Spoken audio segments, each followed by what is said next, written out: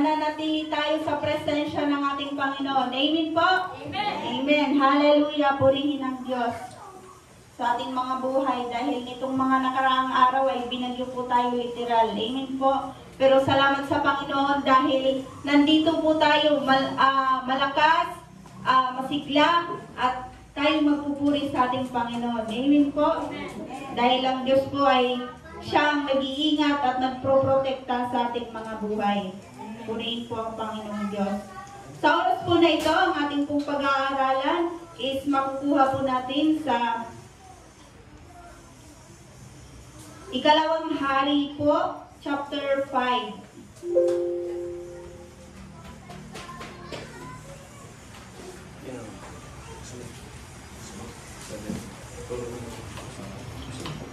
Ito po ay mag-storytelling po tayo. Ito po ay buhay ni Naaman. Ikalawang Hari po, chapter 5, verse 1.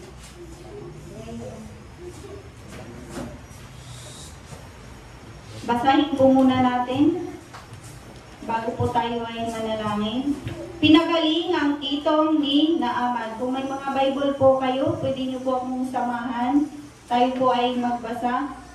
Sa Syria ay may isang pinuno na hukbo na nagngangalang Naaman.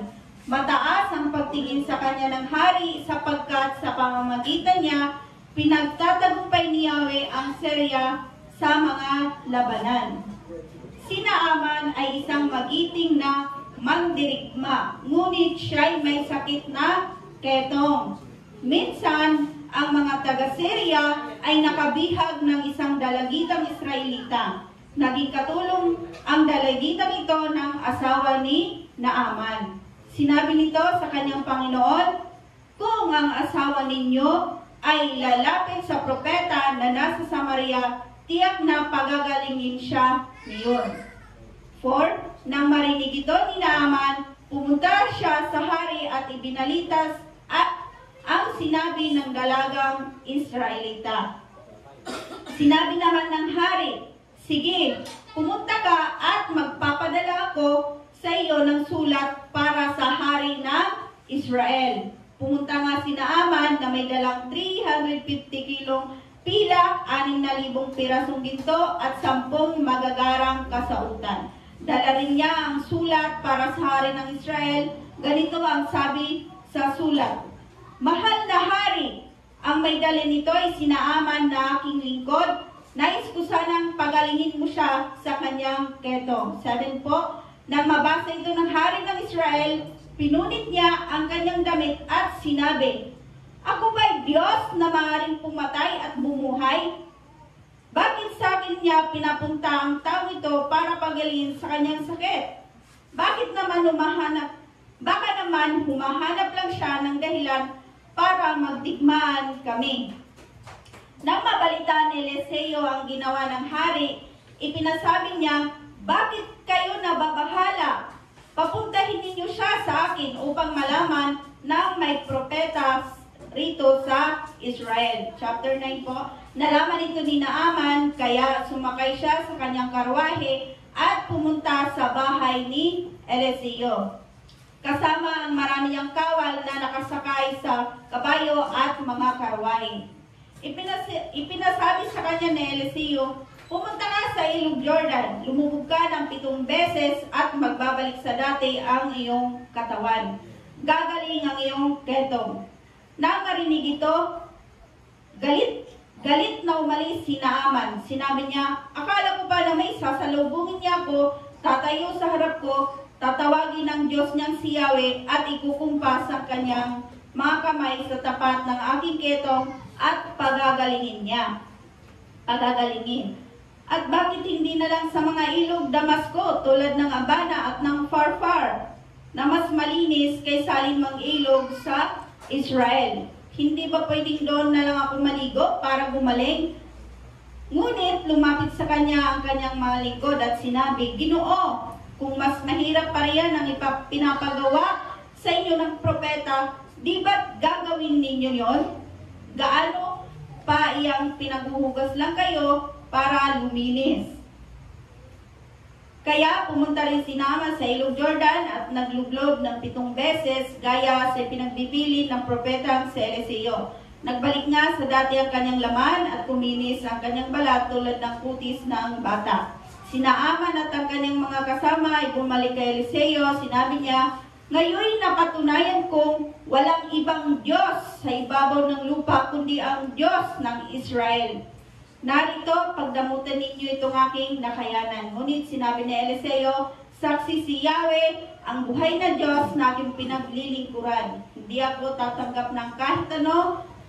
Pinilit siya ni Naaman, ngunit talagang ayaw niyang tumanggap. Dahil dito, sinabi ni Naaman, "Kung ayaw ninyo itong tanggapin, maaari po bang mag-uwi ako ng lupa mula rito? Kakargahon ko ng lupa ang aking 2 mola. Mula ngayon, hindi na ako mag-aalay ng handog na susunugin sa sinumang Diyos liban kay Yahweh. At sana ay patawarin niya ako sa aking gagawin ko kasi pagpunta ng aking hari sa Rimon upang sumamba, isasama niya ako at kasama ring luluhod. Sana'y patawarin ako ni Yahweh sa aking pagluhod sa templo sa Rimon."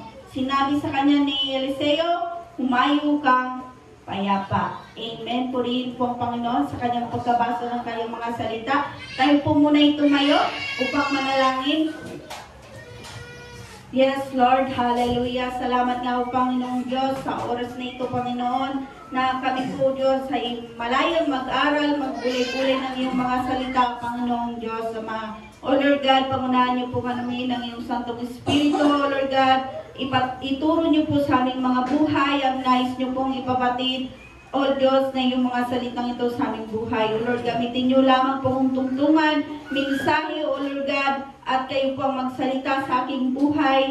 Dahil kung sa aking saganang sarili ay hindi ko po kaya, O Diyos, ang iyong banal na Espiritu ay siyang manguna, mag-lead sa aming lahat. Purihin ka, O Diyos, sa oras nito. Purihin ka. In Jesus' name, Amen. Amen. Sige po, makakaupo na po ang lahat. Amen. Purihin po ang Panginoon. May tanong po ako. Sino po dito ang nagkasakit na sa atin? Siguro naman po lahat tayo, no? Lalo na nitong mga nakaraang panahon, nitong mga nakaraang araw, di po ba uso? Siguro lahat po tayo, no? Nakaranas na nagkasipon, nagkaubo, nagkalagnat, dahil po sa ating panahon. Pero ang Diyos po ay mabuti dahil siya ang siyang nagpapagaling sa ating kung tayo ay may kasakitan. Amen po? Amen. Pero naranasan niyo na po ba na magkaroon ng sakit na malubha? Amen. Ako po kasi personally, naka-experience na po ako na magkaroon ng sakit na malubha. To the point na sino mang makakita sa akin, umiiyak po sila. Naranasan ko po yun, yung magkasakit na sobrang grabe. Kaya kung sino man ang makakita sa akin, lumadalo sa bahay, ay umiiyak po sila. Kasi talagang nakikita nila na parang sinasabi na nila, wala na yan, mamamatay na yan. Parang inaano na nila, no, na wala nang pag-asa, mamamatay na yan. Yung mga ganun. Ako po ay 13 years old noon, bata pa sa probinsya. Kasi sa probinsya kasi, uso po yung mga yung nagtatawas, tapos yung dinadala sa albularyo, yon. Uso po kasi sa probinsya. Sa halip na, dalhin sa center, hindi po, or sa ospital para ipa-check up. Hindi po yun ang ginagawa nila, lalo yung mga magulang ko. Ganun pong ginawa sa akin. Sa halip na ipa-check up ako, dalisan. Hindi po nila ako dinala doon sa halip sa mga albularyo. Kasi daw pag sa ospital, magastos daw, pera daw ang katapat. Hindi nila alam sa albularyo, sa ginagawa nila, lalo lumala yung sakit ko. To the point na talagang wala na nakahiga na lang, payat na payat, siguro kung walang buto, magtatanggalan na yung mga laman. Tapos, na-experience ko pa po nun, no, that time na, nung wala nang pag-asa yung buhay ko, sabi nila, na experience ko po na ako po ay parang nahulog sa kalaliman na sobrang dilim. Napakadilim po. Ewan ko ba bakit, siguro napakahaba ng di pa ako mabagsak-bagsak doon sa babagsakan ko dapat. Sobrang dilim po talaga, walang hanggang nahuhulog po ako doon sa parang bagin o napakalalim po. Na-experience ko po yun. Di ko alam kung parang inip ko ba yun o Pero ngayon ko po na-realize na that time, talagang binigyan pa talaga ako ni Lord ng second life. Purihin ko ang Panginoon dahil hindi pa niya kinuha o binawi ang buhay ko kasi that time wala pa akong relasyon sa Panginoong Diyos. At eto ako ngayon, ginagamit ng Panginoon, purihin ng Panginoon dahil sa bigay niya sa akin ng second life, hindi ko alam na ganito pala ang gagawin niya sa buhay ko, may plano pala siya sa buhay ko, at eto nga, gagamitin pa pala niya ako sa kanyang ministeryo. Amen. Kaya, salamat sa Panginoon sa kanyang bigay na buhay na second life sa akin. Amen po. Sa Diyos lang talaga ang papuri. Talagang siya ang may kakayanan na magpagaling, magbuhay, o yung kahit wala ka ng pag-asa, kay Lord lang talaga makakamtan ang kagalingan. Amen po. Kasi dito po sa ating pag-aaralan ay may kinalaman sa sakit. Amen po, dito po sa ikalawang hari ng chapter 5. Ito po ay buhay ni Naaman. Siya po ay may sakit na ketong. Ang aking pamagat po ay sa pagsunod, nararanasan ang himala. Yun po ang aking pamagat sa ating pag-aaralan. So, balikan po natin dito sa verse 1 po. Ang sabi po dito, sa Syria ay isang pinuno ng hukbo na nagngangalang Naaman, mataas ang pagtingin sa kanya ng hari sapagkat sa magitan niya, pinagtatagumpay ni Yahweh sa Syria ang labanan. Ngunit si Naaman ay may sakit. So, ang ating bida po dito ay si Naaman. Pag-aralan po natin ngayon ang buhay ni Naaman. Isang istorya sa Bible po, nakapupulutan po natin ng aral. Amen po. So, dito po si Naaman ay isang pinuno ng hukbo. Ang kanyang katungkulan po ay mataas. Siya po ay commander, mataas ang katungkulan. Maging ang hari po ay mataas ang pagtingin sa kanya. Dahil sa mga labanan ay pinagtatagumpay siya ni Yahweh, sapagkat siya ay magiting, matapang na mandirigma, nasa kanya na ang lahat. Sa madaling salita, na kay Naaman na ang lahat. Di po ba? Magiting, matapang, katanyagan, pagkilala, nire-respeto po siya ng mga tao. At saka siguro, di ba, mataas ang katungkulan, ito po ay mayaman. Kayamanan, nasa kanya na po talaga ang lahat. Pero po, may problema po siya. Pag mag-isa na lang po siya, ay nagsasuffer po siya sa sakit. Ano po ang sakit niya? Ito po ay ang ketong. Pag mag-isa na lang siya, nararanasan niya yung hirap sa kanyang katawan. Kasi po siya po ay may isang ketong. Kasi noong unang panahon, wala pang gamot yung ganyang sakit, di po ba? Ito po yung sakit sa balat, yung ketong. Noong unang panahon, wala pa pong cure yan eh. Ngayon na lang po yan, meron cure yung sakit na ketong. So, sa panahon po natin ngayon, maraming mga tao ang mga may sakit, di po ba? Mayaman, pinakamayaman, sikatan niya, kilala, nire-respeto, bata, matanda. Kung wala kang Jesus sa puso, sa buhay mo, ikaw ay may sakit spiritually. Amen po?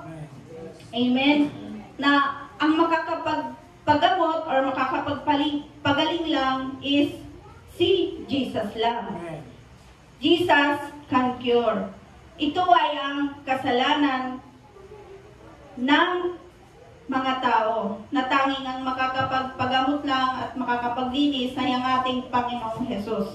Amen po?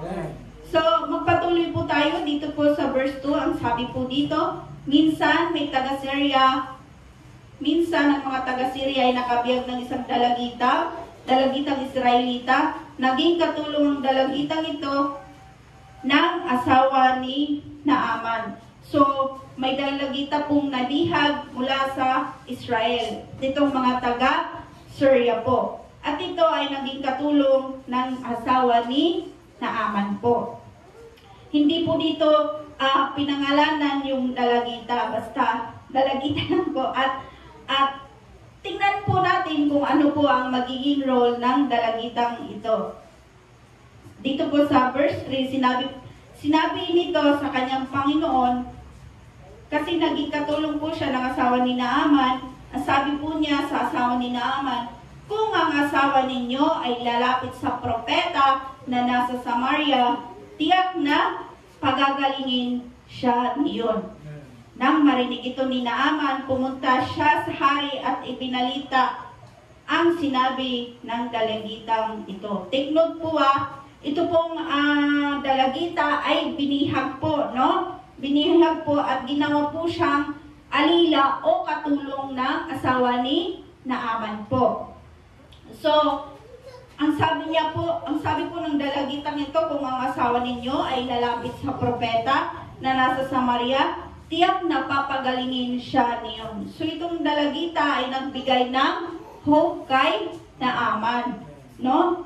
Na gagaling pa ang kanyang sakit. So, ginamit itong dalagitang ito para magbigay ng hope kay Naaman. So, sa halip na magtanim ng galit itong bata, dahil siya ay kinuha sa kanyang mahal sa buhay, hindi niya ginawa dahil alam niya na hindi pababayaan ng Diyos. Diba? Sabi nga, binihag po itong dalaga, no? Sa halip na magalit itong dalaga or magkimkim ng sama ng loob doon sa mga taga-Syria kasi po binihag po siya. Hindi po niya yun ginawa. Sa halip, nagbigay pa po siya ng hope kay Naaman. Kasi, alam kasi nitong dalagita na to na hindi siya pababayaan ng Diyos. Amen po. Hindi po siya pababayaan kasi God is in control. Alam po ng dalagitang ito na God is in control. So tayo po bilang isang nakakilala sa ating Panginoong Jesus, kailangan natin ang dapat nating maging layunin katulad ng dalagitang ito is to share the Word of God. Amen po. Yun po ang ating layunin. Katulad nga sa dalagita na nagbigay ng hope kay Naaman. Sa mga taong nangangailangan ng salvation, sa ganon, matututo po silang sumunod sa ating Panginoon. Amen po kung atin pong ipapahayag ang mabuting balita sa mga tao. Amen po. At ma-experience nila ang miracle ni Lord. Purihin ang Panginoon. Kagaya nitong si Naaman, pagkarinig niya sa dalagita, actually hindi naman po niya sinabi doon sa kay Naaman, narinig lang niya ang sinabi ng dalagita doon sa kanyang asawa. So, ganun ang ginawa ni Naaman, sabi po dito sa verse 4, nang marinig ito, ni Naaman, pumunta siya sa hari at ipinalita at ang sinabi ng dalagitang ito. Narinig lamang po, narinig lamang niya, kagad siyang tumugon dahil desperado po siyang gumaling sa kanyang sakit na ketong. Desperado po siya narinig lamang niya yung sinabi ng dalagita na kung pupunta siya doon sa Samaria, sa propeta na si Eliseo, ay gagaling po siya. So, ganun po ang ginawa ni Naaman. Dahil desperado po siyang gumaling, pumunta agad siya sa hari. Sana, ganun din ang maging attitude ng mga tao sa panahon natin ngayon, na kapag nakarinig ng mabuting balita, ay kaagad din tutugon sa salita ng Diyos. Amen po. Na kapag, halimbawa, nakarinig lamang na may nag-share ng Word of God, makarinig lamang ng John 14:6, Ano po ba? John 14:6, na si Jesus ang daan. No? Ang katotohanan at ang buhay is marirealize ng tao na walang ibang daan patungo po sa heaven. Di po ba? Sana ganun din ang maging attitude ng mga taong wala pang pagkakilala sa ating Panginoong Jesus na kagad tumutugon sa salita ng Diyos. Sa ating salita ng ating Panginoong Jesus. Amen po. Kasi wala pong ibang paraan para malinis tayo sa ating mga kasalanan. Di po ba? O gumaling tayo spiritually, kundi sa pamamagitan lamang po ng ating Panginoong Jesus. Amen po. Palakpakan niya po muna natin ang ating Panginoon. Glory to God. Hallelujah. Dahil desperado pong gumaling, nagpunta po agad si Naaman sa hari. At sinabi po ni Naaman, at sinabi po ng daligita, at pumayag nga po ang hari. So, pumayag po ang hari, sinulatan niya ang hari po ng Israel, hari to hari, sinulatan ng hari ng Syria po, ang hari ng Israel, na sumunod po itong hari ng Syria sa mga protocol. Kasi meron po yan silang mga protocol, di po ba? Pag may pupunta sa ibang kaharian, nagbibigay muna sila ng liham o sulat. Di po ba? At ano po ang naging reaksyon ng hari ng Israel nung nandun na po siya? Si Naaman. Ano po kaya ang naging reaksyon ng hari ng Israel? Nung mabasa ang sulat, dito po sa verse 7, basahin po natin kung anong naging reaksyon ng hari ng Israel, yung sinulat ng hari ng Syria. Nang mabasa ito ng hari ng Israel, pinunit niya ang kanyang damit at sinabi, "Ako ba'y Diyos na maaaring pumatay at bumuhay? Bakit sa akin niya pinapupunta ang taong ito para pagalingin sa kanyang sakit? Baka naman humahanap lang siya ng dahilan para magdigmaan kami." So, ganun po ang reaksyon ng hari ng Israel. Ano po ang ginawa niya? Pinunit po niya ang damit niya, no? Pinunit po niya ang kanyang damit, at ang sabi po niya, "Ako ba'y Diyos na maaaring bumuhay at pumatay? Baka naman umahanap lang siya ng dahilan para magdigmaan kami." So, ganun po ang reaksyon ng hari ng Israel. Ang ano po dito, kinilala nitong hari ng Israel na kahit siya ay hari, wala po siyang magagawa. Amen po, sa kalagayan ni Naaman, wala po siyang magagawa. At isa pa dito, ito ang nakakatuwa sa hari ng Israel. Alam niya na tanging ang Diyos lang ang may kakayanan na magpagaling. Amen po. At makagagawa ng mga himalang bagay na kahit ang patay ay kaya niyang buhayin. Yun po ang ating Diyos na buhay. Amen po. Ang Diyos lang ang makagagawa noon. So sa panahon po natin ngayon, ikaw, ano po ang sakit mo? Amen po. Ano po ang sakit na meron ka ngayon? Physically po ba? Emotionally? Mentally? Spiritually? O etong nararanasan ng lahat, financially? Amen po. Kahit pa ikaw ay pinakamayaman sa buong mundo, kung wala kang, kung may sakit ka, lalo higit sa spiritually, hindi ka kayang iligtas niyan kung hindi ka matututong lumapit sa ating Panginoong Jesus. Amen po. So, itong si Naaman, nasa kanya na po ang lahat, no? Ang lahat. Pero, may problema po siya na kahit anong meron siya o kahit kayamanan niya, ay hindi siya kayang pagalingin. Amen po. Sa verse 8 po, ang sabi po dito, nang mabalitaan ni Eliseo ang ginawa ng hari, ibinasabi niya, "Bakit kayo nababahala? Papuntahin ninyo siya sa akin upang malaman nilang may propeta rito sa Israel." So ito na nga po, dito po sa verse 8, nabalitaan na nga po ni Eliseo ang ginawa po ng hari, no, na pinunit ang damit niya. So, ganito po yung sabi ni Eliseo, nabaltaan ni Eliseo ang ginawa ng hari, tinanong niya ang hari, bakit kayo nababahala? Pagpuntahin niyo siya sa akin nang malaman niyang may propeta dito sa Israel. So, ito pong si propeta Israel, kunting kalaman lang po tayo. Ang ibig pong sabihin ng Eliseo, sa pangalan ng Eliseo is, ang ibig sabihin po ay, ang Diyos ang aking kaligtasan. Yun po ang ibig sabihin ng pangalan ni Propeta Elijah o ni Eliseo. Siya po ay man of God, lingkod ng Diyos. Marami pong ginawang mga milagro itong si Propeta Eliseo. Kung mababasa niyo nga po, sobrang mamamangha ka sa ginawa ng Panginoon sa kanyang buhay.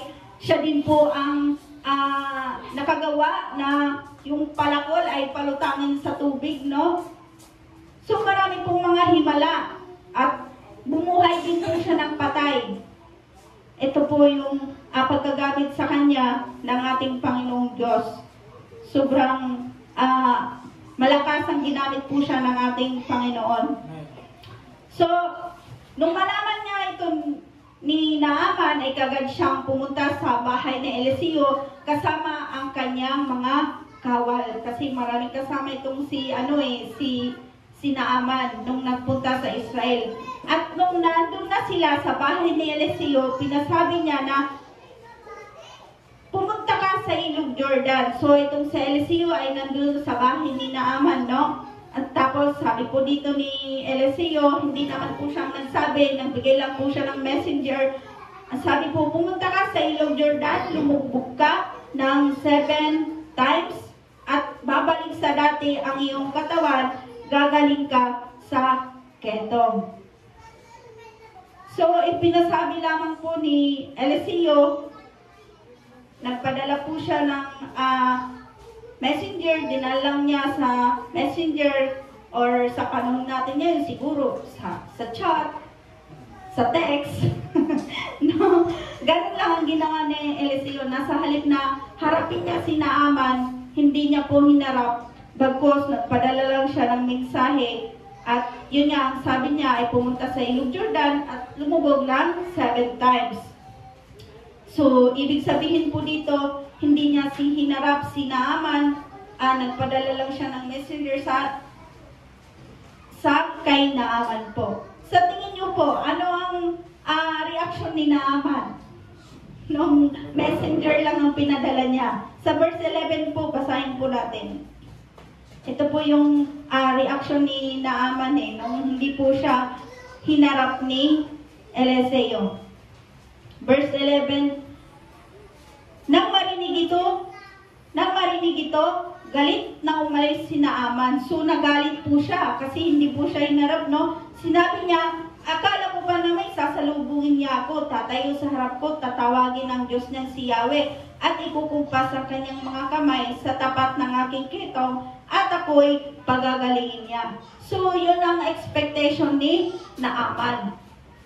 Na, nagalit po siya kasi ang expectation po niya is hindi po yun ang nangyari, no?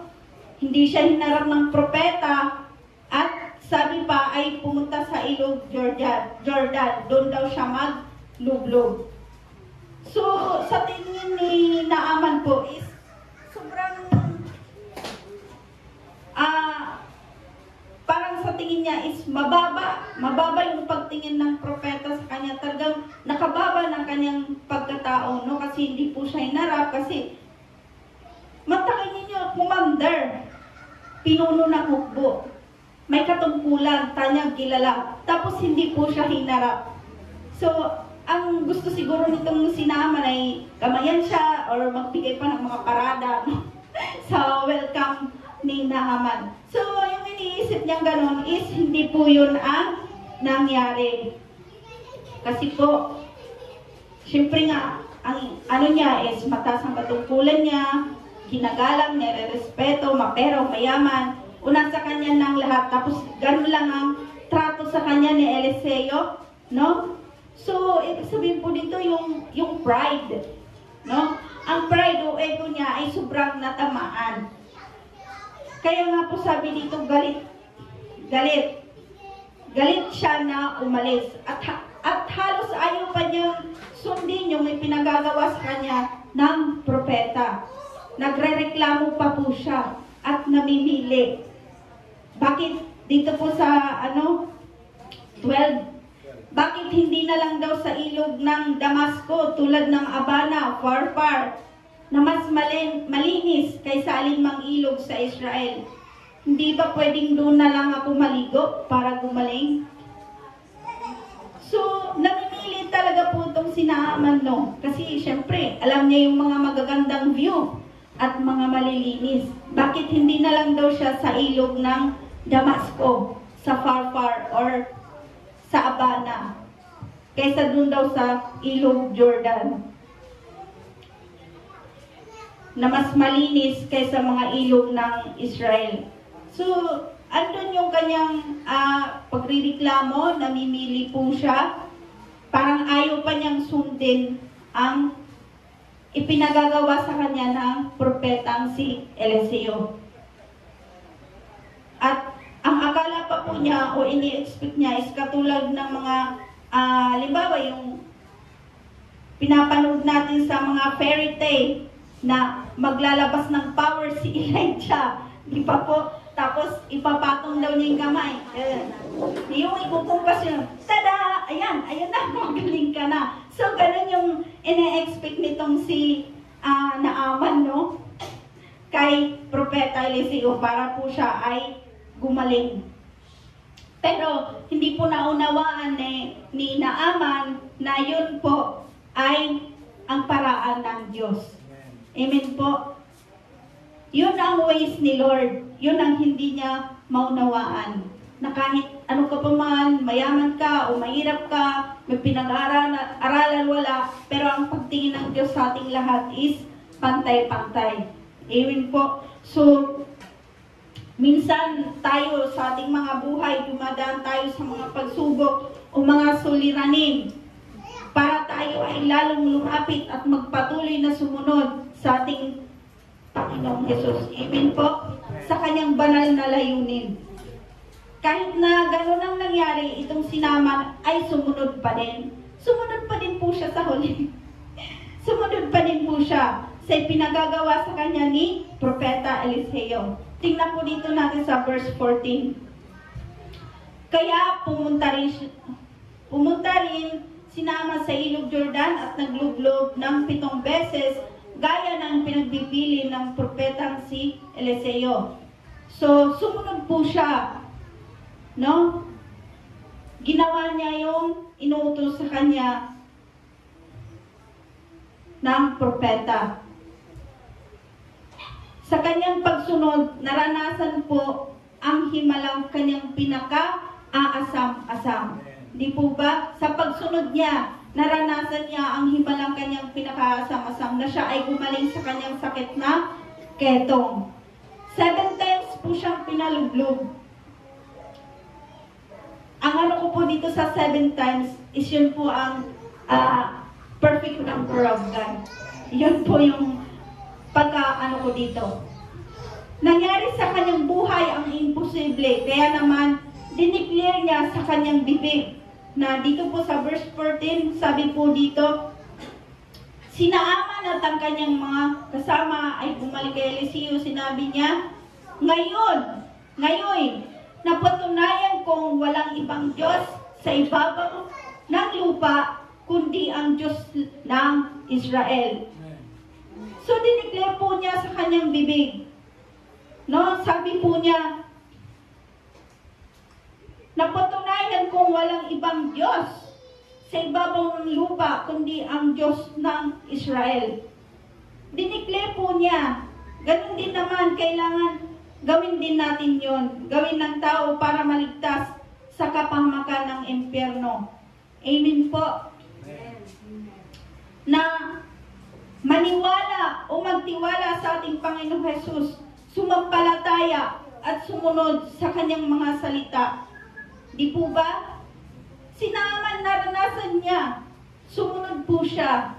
So, sa kanyang pagsunod, naranasan po niya ang himala. Amen po.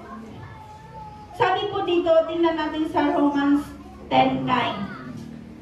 Ang sabi po dito sa Romans 10:9, kung ipapahayag ng iyong bibig na si Jesus ay Panginoon at buong puso kang sasampalataya na siya'y muling binuhay ng Diyos, maliligtas ka. Amen po, purihin po ang Panginoon. Dahil ang kasalanan po ng mga tao is hindi po kayang bayaran ng kahit ano o hindi mo kailangan pagtrabahuan ang kaligtasan. Amen po. Only Jesus lang po can cure. Di po ba sa kasalanan? So, dito po sa nung magbibigay na po ng bayad o donation, no? Kasi tuwang-tuwa po siya dahil gumaling po si Naaman, no? Luminis ang kanyang balat, katulad daw ng bata. Luminis po. So, nung magbibigay na po siya ng bayad, donation ba o handog bilang pasasalamat, dahil siya ay gumaling, hindi po yun tinanggap ng propetang si Eliseo. Kahit siya po ay pinipilit na tanggapin ni Eliseo, yung bayad ni Naaman, ay hindi po talaga niya tinanggap. No? Maunawaan po natin dito na ang kaligtasan po is a gift. Di po ba? Regalo po, walang bayad. Walang bayad na kapag tinanggap mo ay mangyayaring himala sa buhay mo. Dito po sa verse 17, basahin po natin. Dahil dito sinabi ni Naaman, kasi ayaw nga pong tanggapin ni Eliseo yung po niya, handog. Dahil sinabi niya po dito, dahil dito sinabi ni Naaman, kung ayaw ninyo itong tanggapin, maaari po bang mag-uwi ako ng lupa mula rito? Kakargahan ko ng lupa ang aking dalawang mola upang ngayon hindi na ako mag-alay ng handog na susunugin sa sinumang Diyos liban kay Yahweh. Amen. Purihin ng Panginoon. So, bilang hiling na lang po ni Naaman sa propeta is humihingi na lang po siya ng lupa or mag-uuwi na lang po siya daw ng lupa para hindi na daw po siya maghahandog sa ibang Diyos maliban sa Diyos ng Israel na si Yahweh. Amen po. Totally po nabago si Naaman dahil sa kanyang naranasang himala. At ang maganda po dito, siya ay nakikilala sa totoong Diyos at sumampalataya sa ating buhay na Diyos.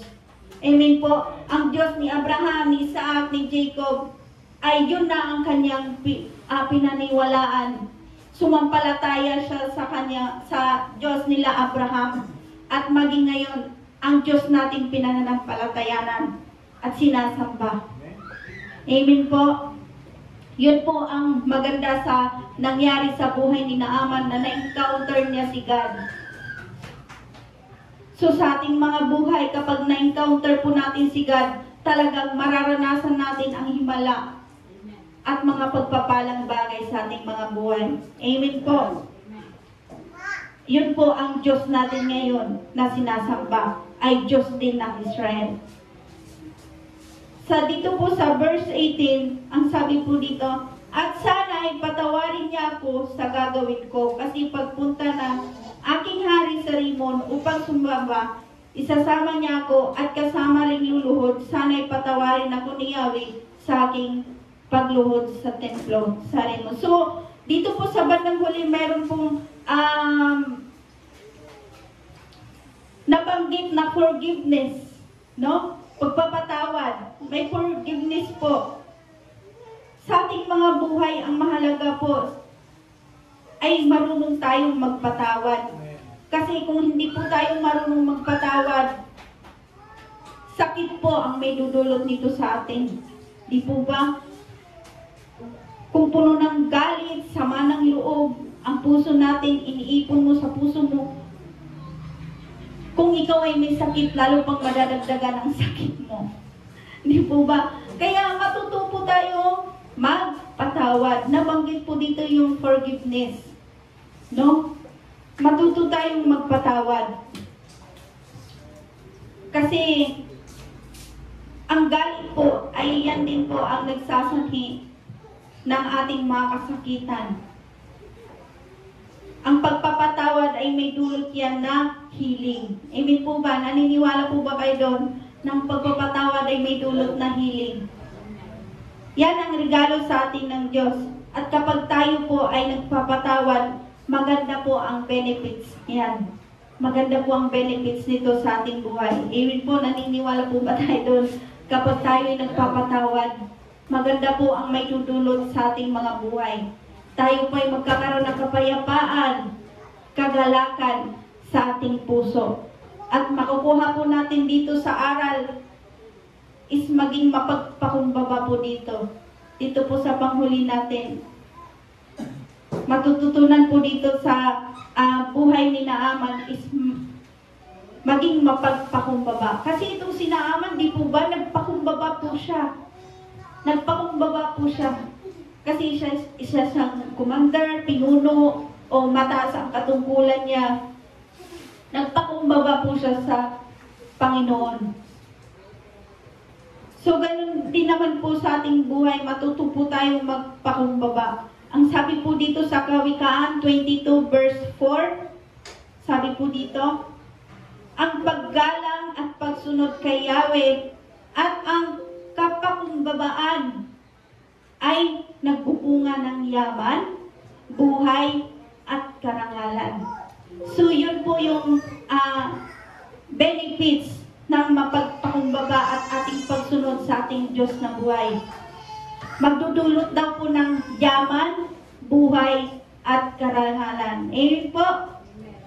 Si Naaman ay nagpakumbaba at sumunod, kaya lalo siyang nagkaroon ng yaman, buhay at karangalan dahil sa ating Diyos. Amen po. Nakilala po niya ang tunay at totoong Diyos. Na-encounter po niya sa kanyang buhay nang sumunod po siya sa lingkod ng Panginoon.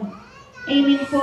So sa ating pong mga buhay, bilang pagkatapos mananatili po tayong naglilingkod sa ating Diyos na buhay at patuloy na susunod sa kanyang layunin. At mararanasan natin ang mga himala ng Diyos. Amen po. Palakpakan po natin ang ating Panginoon. To God be the glory. Yun lamang po ang mensahe ng ating Panginoong Diyos sa oras na ito.